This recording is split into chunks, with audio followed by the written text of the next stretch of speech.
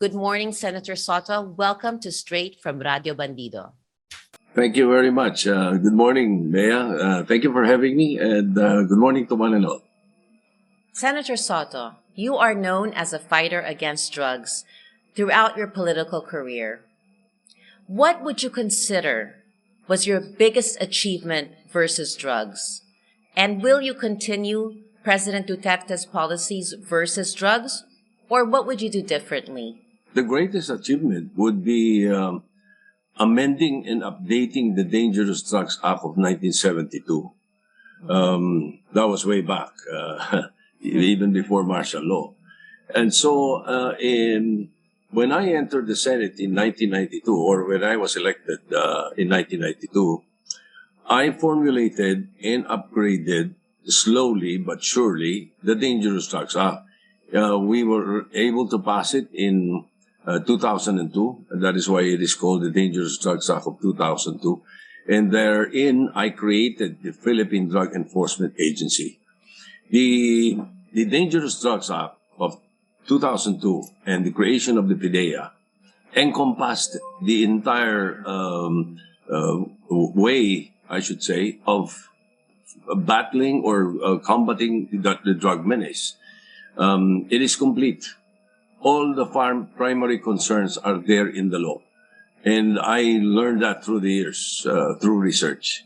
So perhaps that would be the biggest achievement that I could say on the fight against illegal drugs. And then on the issue of whether I will pursue the war started by President Duterte, yes.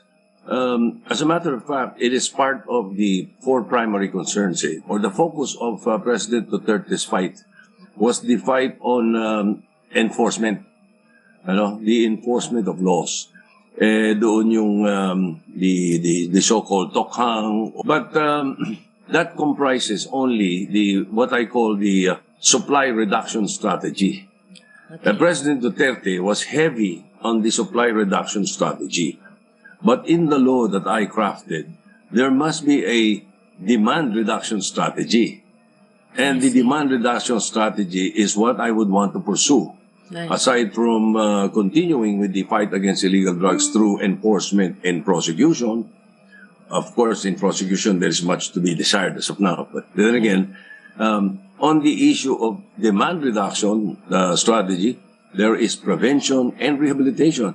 We must have a drug abuse resistance education program for grade 5, grade 6, grade 7, so that when these guys turn 13, the new 13-year-olds, they no longer are curious. They will already know more or less what illegal drugs are. It is going to ruin their future, ruin their family, ruin their lives, so that we would probably be able to prevent more than half of them from even trying it if at the early stage of grade 5, grade 6, grade 7, the drug abuse resistance education program is already addressed.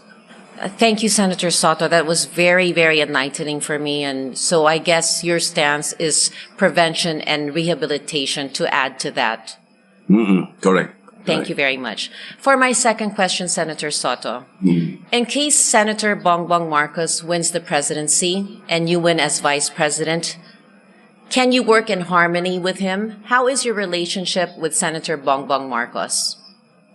That question was asked of me in a debate, and my answer then was that I have never given it a thought yet, because we were concentrated on our own campaign during that time.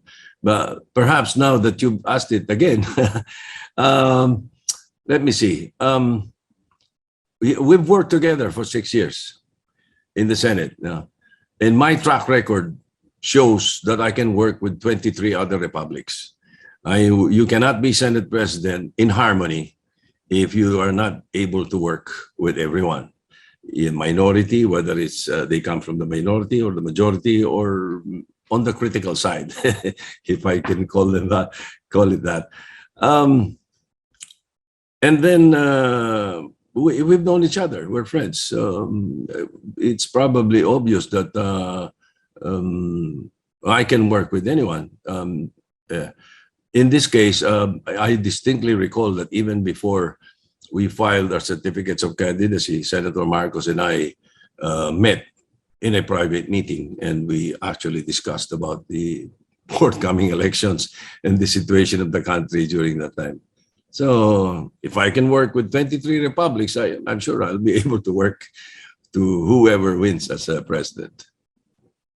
Mr. Soto, my next question for you is this. Before you became senator, you were in showbiz and music. FILSCAP, which was organized to protect the Filipino composers, has become more of a collection agency for American and international publishers rather than a protector of Filipino composers and artists. What reforms are needed? First of all, the FILSCAP needs to be updated or upgraded. But then again, I will have to say that I have not really been supportive because in the at the start, the General Agreement on Tariff and Trade in WTO in the early 9th Congress during the time of President Ramos, I voted against it. I was one of those 5 who voted against it in the Senate. As you know, an agreement like that needs a 2/3 vote of the Senate. So there were 19 senators who voted in favor. There were 5 of us who did not. I voted against it because of the issue on intellectual property rights. Ang situation was this: the effect would be the American or foreign composers and foreign producers will be able to claim royalties from us. But and their selling point was that we can claim royalties from them too. No? But then I asked, how many radio stations in the United States play Anak or any Filipino hit song? Ano sisingilin natin? You know, while on the other hand, sa atin, you know, My Way is sung every night in karaoke bars. You know, that was my point then. There have been mistakes. As a matter of fact, they have been trying to collect from some publishing companies also, and radio stations, television stations, for songs or usage that they're not supposed to. That's how I look at it. Like, for example, in our case, most of the songs composed by my brother Vic, Joey, myself, songs for the VST and Company and other artists, we signed it then to the Bayanihan Music Philippines, and the Bayanihan Music Philippines was I think coordinated with the FILSCAP, but the contracts expired. The contracts expired, and we already signed up with another publishing company, the Star, the ABS-CBN then publishing company. So, but they were still trying to collect. So as I said, instead of making them just a collection agency, perhaps we can look at the formulation of FILSCAP. What reforms in the movie and music industries are needed? Now, as far as the film is concerned, I created the Film Development Council, and it has outlived its purpose because it was not the people appointed in the position did not understand what the creation of the council. Look, I created it. I hope you don't mind. Let me go back again. I created it because I was going around the GATT-WTO. During that time, the GATT-WTO was signed already. The Senate passed it with my objection. But then I filed a bill during that Congress. I filed a bill lowering or removing amusement taxes for Filipino Filipino producers, concerts, Filipino concerts. I filed a bill to that effect, and the Department of Finance objected. They did not want because it was going against the WTO. All right. So what I did, I went around it. I created the Film Development Council, created the Films Ratings Board or the Cinema Evaluation Board then. And ginawa akong dalawa classification or tatlong classification. If you're rated A, your film is rated A, you do not pay taxes. If you're rated B, you pay 50%. Yeah, and then if you're not rated, then you pay the full amusement taxes. In other words, my intention was that lahat ng pelikulang Pilipino, i-rated A mo. So magbabayad ng amusement taxes foreign. Yung Filipino films, hindi magbabayad. Now, pagka yung mga bold movies, pwede mo nang i-rated B para bayad sila ng 50% amusement taxes. This time, I filed another bill creating the National Film Commission. Lahat na ng may kinalaman doon, pati Mowel Fund, pati yung mga yung mga lahat ng involved sa film industry, lahat ng mga even the associations.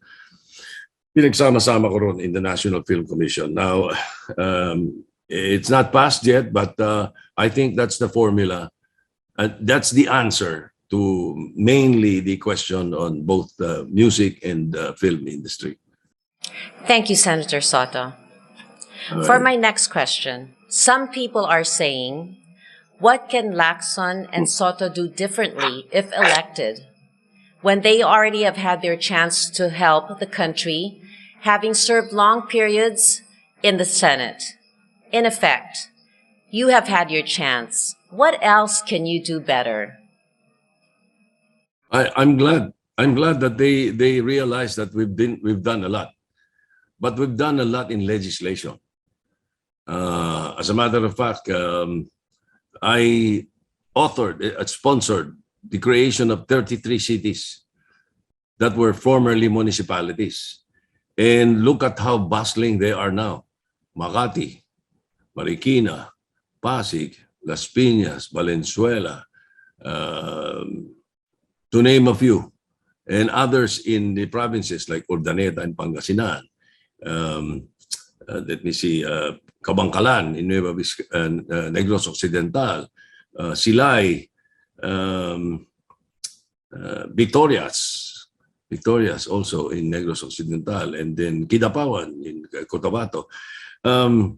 Yes, I've authored many laws. The question is, are they being fully implemented? So on our part, yes, we have done a lot. But the issue here is like, for example, the Comprehensive Dangerous Drugs Act of 2002 that I principally authored. Is it being implemented properly? And then the National ID System. This is principally authored by Senator Lacson. Is it being implemented properly? It was passed in 2018. If the Executive Department worked on it and followed the law right away, implemented it properly, then we will not have a problem with the Ayuda in Bayanihan 1. That's another law that has not been properly implemented. Bayanihan 2. Both of those laws are I principally authored. So the Children's Safety on Motorcycle Act, which I also authored and sponsored. The anti-hospital deposit law, they're still doing it. The anti-drug and drug driving law, it's not being implemented properly. So in answer to the question of what can we do, why didn't we do that? We did a lot of. They agree that we did a lot of good legislation, good for the country. Many of them implemented well. but many are not implemented well. And that is the reason we want to be in the executive department. Instead of retiring, perhaps this is our last chance to serve the country, to serve the people, implement the laws that we authored. I principally authored, and I can definitely implement those laws properly. The best implementers of the law are the authors of the law because they would know how to do it properly. You know, unlike what's happening now, there are some of the laws that we've authored, unfortunately, pagdating ng executive department, they will make an IRR. You know, I'm talking about people around the president, not the president. If it were up to the president, I'm sure he will be able to implement it well, but he can't do it alone. You know, and as I said, the authors would be in the best capacity to implement it well, and benefit for the benefit of the people. The IRR, the implementing rules and regulations, we enact a law, the president sign it, the executive department, some guys in the some geniuses in the executive department would come up with their implementing rules and regulations, practically amending the law that we passed. So that was one of the reasons that egged us to throw our hat into the possibility of being elected in the executive department. Thank you, Senator Sotto. My final question to you is, what is your most important message that you would like to relay to our countrymen? That I possess the qualities, the kind of leadership that the country needs, aside from experience and competence. I can perhaps capture it in 3 words: kakayahan, katapatan, katapangan. I think, as I said, the competence and experience in addressing the national concerns, I will be able to hit the ground running on day one. No learning curve necessary. We know the problems. We have the solutions. Perhaps that is what I would want to impart into our countrymen. Senator Sotto, it's been a privilege having you on Straight from Radyo Bandido. Good luck to you, sir. Thank you.